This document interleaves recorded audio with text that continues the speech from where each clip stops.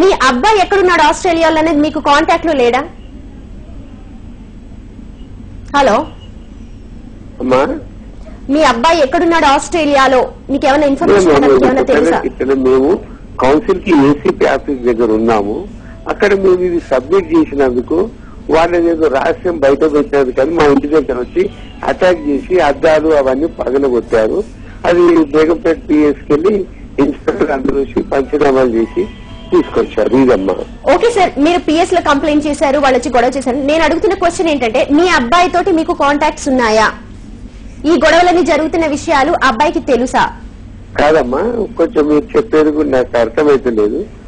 నాది ఇంటికాడ 27763502 సరిగా పనిచేస్తలేదమ్మా. అది ట్రై చేశాను సార్, టెలిఫోన్ ఎత్తట్లేదు, ఎవరు కూడా లిఫ్ట్ చేయట్లేదు ఫోన్, అందుకని ఈ నెంబర్ కి చేయాల్సి వచ్చింది.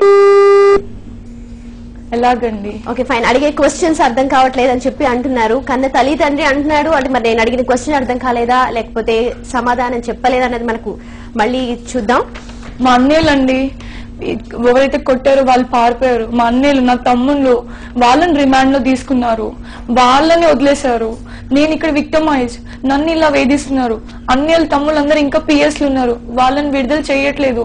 కేసు కాంప్రమైజ్ చేసుకోమంటున్నారు. కేసు కాంప్రమైజ్ యాదగిరి గారు కేసు కాంప్రమైజ్ చేసుకుని 1:30 midnight వరకు మా అందరు లేడీస్ ని అక్కడ ఉంచుకున్నాడండి, పిఎస్ లో ఉంచుకున్నాడు.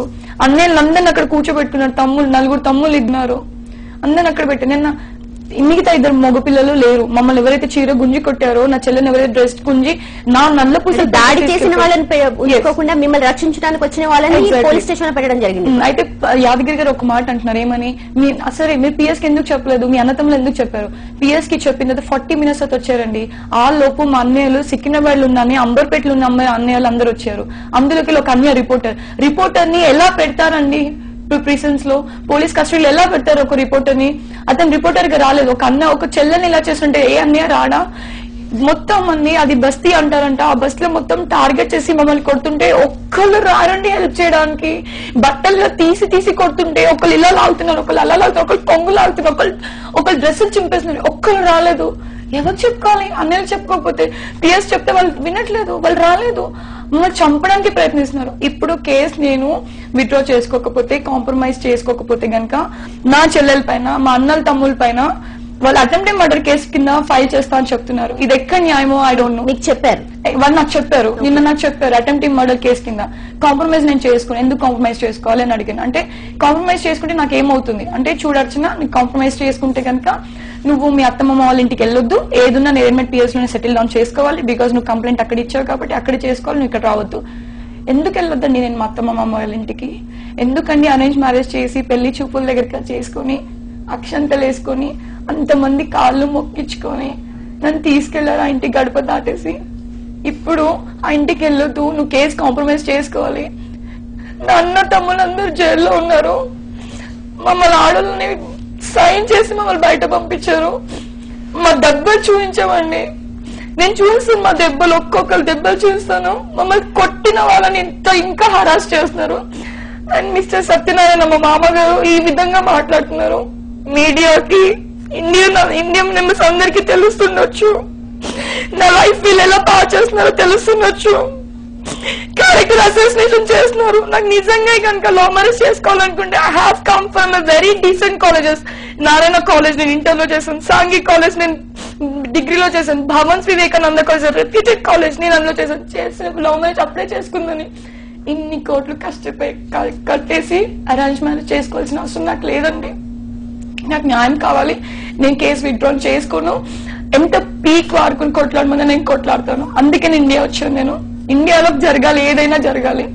నాకు 2 చెల్లెళ్ళు ఉన్నారు, నా కజిన్స్ పెళ్లి కాలేదు, నా 2 అన్న, ఒక అన్నయ్య, 2 తమ్ముళ్ళు, 4 తమ్ముళ్ళు అందరూ ప్రిసన్స్ లో ఉన్నారు. ఇది ఎక్కడ న్యాయమో నాకు అర్థం కావట్లేదు. ప్రస్తుతం మనతో పాటు ప్రగతిశీల మహిళా సంఘం అధ్యక్షురాలు సంధ్య గారు కూడా ఉన్నారు. సంధ్య గారు, మీరు చూసారు మరో ఎన్ఆర్ఐ గాథ. అదే ఈ రోజు ఉదయం నుంచి వస్తుంది. నేను బయట ఉన్నాను కానీ నాకు చెప్పారు కొంతమంది. తర్వాత ఇప్పుడు కూడా వాళ్ళ కజిన్స్ ని, వాళ్ళ మదర్ తో మాట్లాడాను. అన్నిటికన్నా ముందు సరే ఎన్ఆర్ఐ గాథలు ఎన్నో వింటున్నాం, ఎన్నో జరుగుతున్నాయి. దూరపు కొండలు నునిపన్నట్టు మన పిల్లల్ని ఎన్ఆర్ఐలకి ఇచ్చి చేస్తే వాళ్ళ జీవితాలు విదేశాల్లో చాలా అద్భుతంగా ఉంటాయి అది ఒక కాన్సెప్ట్. నేను దాంట్లోకి వెళ్ళలే అని చాలా మంది చేసి వాళ్ళు బాధపడుతున్నారు. అయితే ఇప్పుడు నేను వాళ్ళ పేరెంట్స్ తో మాట్లాడేవాళ్ళు. అమ్మ ఇదే చెప్పింది, ఎన్ఆర్ఐ సంబంధం అని నేను ఏరుకోరి చేసుకున్నాను, నా కూతురు బాగుంటుందని. కానీ అమ్మాయి పరిస్థితి ఇలా ఉంది. సరే ఇది మనం రోజు చాలా వింటున్నాం, కానీ అతి దారుణమైన విషయం ఏంటంటే వాళ్ళ కజిన్స్ దెబ్బలన్నీ నేను చూశాను. లోపల అన్ని ఎక్కడికక్కడ బ్లాక్ గా బ్లడ్ ఇట్లా క్లాట్ అయిపోయి కదుములు కట్టున్నాయి. ఎంత దారుణంగా ఉన్నాయంటే ఒక రాడ్ అసలు ఎట్లా కొట్టారో. ఒక ఆడపిల్లని, వీళ్ళ కజిన్స్ 3 ఆడపిల్లల్ని చూశాను నేను, అందరికీ లోపల గాయాలున్నాయి. ఎంత దారుణంగా కొట్టారంటే, సరే ఎన్ఆర్ఐ భర్త విషయం గొడవలు ఇవన్నీ మనం మాట్లాడదాం, కానీ అసలు ఆడపిల్లల మీద ఇంటికి వెళ్ళి నా భర్త ఎక్కడున్నాడు, ఈమె వెళ్ళడానికి అడగడానికి వెళ్తే నా భర్త ఎక్కడున్నాడు, ఆయన ఫోన్ నంబర్ ఏంటి, నేను పెళ్లి చేసుకుని మీరు అందరూ పెద్దవాళ్ళు ఉండి పెళ్లి చేశాక నా భర్త ఎక్కడున్నాడో తెలియదంటే ఎట్లా, నా భర్త ఫోన్ నంబర్ ఏంటి నేను మాట్లాడుకుంటాను అడగడానికి వెళ్ళిన ఆడపిల్ల మీద విపరీతంగా దాడి చేశారు. ఈ అమ్మాయిని కొట్టారు, ఆ రాడు పట్టుకుని కొట్టారు. ఈమెకు సపోర్ట్ గా వెళ్ళిన ఈ అమ్మాయి కజిన్స్ ని కొట్టారు. ఏంటిది ఇంతగానం ప్రిజన్ లో పెట్టారట వాళ్ళ. ఇప్పుడు బ్రదర్స్ ఎవరైతే ఉన్నారో వాళ్ళని ప్రిజన్ లో పెట్టారట. అండ్ ఒకవేళ అర్చన గారు మీరు చెప్పండి. వాళ్ళు ఎవరైతే కొట్టారో వాళ్ళు తప్పించుకున్నారండి. 2 లేడీస్ ని ఒక జెంట్ ని మాత్రం పట్టుకున్నారు. వాళ్ళు ఎవరు కాదు, ప్రేమల చిన్న పిన్ని చిన్న బాబాయ్ ఇద్దరిని పట్టుకుని ఒక లేడీని పట్టుకున్నారు అంతే. ఎవరైతే 2 జెంట్స్ మమ్మల్ని దారుణంగా వాళ్ళ పైనకి లాక్కొని డ్రెస్సెస్ చింపి కొంగులు లాగేసి చేశారో వాళ్ళిద్దరు. నా చెల్లెలు పాకెట్ లో ఉన్న మొబైల్ ఫోన్ లాక్కొని తీసుకొని దారుణంగా జరుగుతుంది. ఒక కీచక పర్వం సాగించారు. నేను ముందుగా సీరియస్ గా చెప్పేది, పోలీస్ డిపార్ట్మెంట్ ఏకే ఖాన్ గారి దగ్గర కూడా కలుద్దాం, మీరు కూడా వెళ్లి కలవండి, మేము కూడా కలుస్తాం. ఆల్రెడీ కంప్లైంట్ చేసింది. అలాగే ఇందాక మనం ఒక బేగంపేట ఎస్ఐ తో మాట్లాడడం జరిగింది. ఆయన అన్నారు నేను న్యాయం చేస్తున్నారు, కానీ తనంటోంది నేను వెళ్ళాను అక్కడ నాకు న్యాయం జరగలేదు. అంటే పోలీసులు న్యాయం చేయడం అనే అంశం అట్లా ఒకటి పక్కకు పెడదాం. అసలు వీళ్ళు కంప్లైంట్ ఇస్తే వీళ్ళని కొట్టిన వాళ్ళని ఎందుకు పట్టుకోవట్లేదు, అంటే చేత కావట్లేదు పోలీసు వాళ్ళకి? ఎక్కడున్నారు వాళ్ళు, ఎందుకు పట్టుకోవడం లేదు?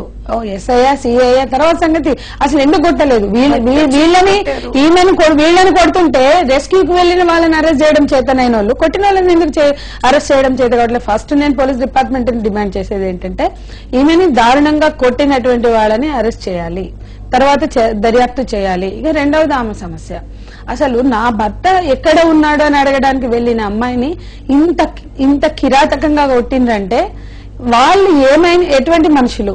వాళ్ళు ఖచ్చితంగా ఈ అమ్మాయిని వదిలించుకోవాలనో అన్యాయం చేయాలనో ఆ ఉద్దేశం ఉన్నప్పుడే ఇంటి మీదకి వచ్చిన ఇంటి దగ్గరికి అడగడానికి వచ్చిన వాళ్ళని కొడతారు.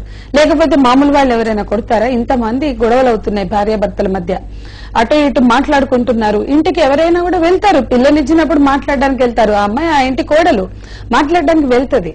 కానీ వెళ్ళినప్పుడు ఇంత దారుణంగా కొట్టిందంటే వాళ్ళకి ఎంత ఇంటాలరెన్స్, అంత కొట్టవలసిన అవసరం ఏంటి?